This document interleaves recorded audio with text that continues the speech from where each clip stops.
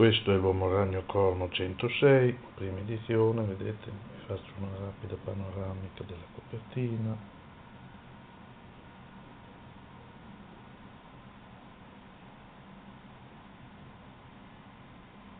È abbastanza pulita, c'è qualche magari fioritura piccolissima, minima, forse un po' di sporchino minimo.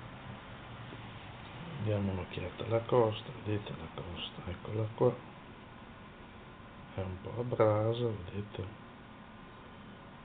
però vi assicuro che è in buonissime condizioni, guardiamo il retro, vedete, il retro veramente molto buono, non ci sono, vedete, scarabocchi, pieghe, niente. Adesso andiamo a scrutare l'interno, qua, come l'interno, eccolo, ve lo presento, eccolo qua, vedete, bello, pulito, non ci sono, vedete, non ci sono pieghe, anche qui, non ci sono orecchie, non ci sono scarabocchi. Vabbè, certo, io faccio notare le cose in positivo, visto che è l'oggetto mio. Magari voi riuscite a cogliere gli aspetti negativi, però credo che questo sia un albo, mi pare, adesso facciamo una rapida scorsa, che si possa classificare sicuramente come un ottimo, sicuramente più che buono.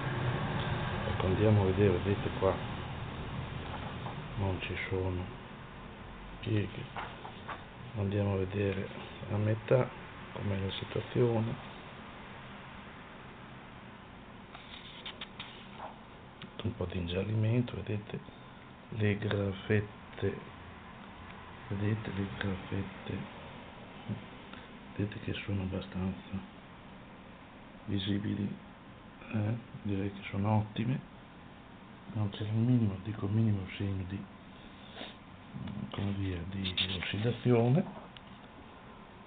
Ecco, facciamo un'altra rapida scorsa verso l'inizio, vediamo, ecco, vedete, non ci sono scritte, non c'è dedica, vedete, non c'è niente di niente, quindi direi un po' di ingiallimento della carta nei bordi soprattutto, ma difetti proprio da dire che sono imputabili a una cattiva manutenzione, direi che non si può proprio dire. Ecco qua, metto di carta,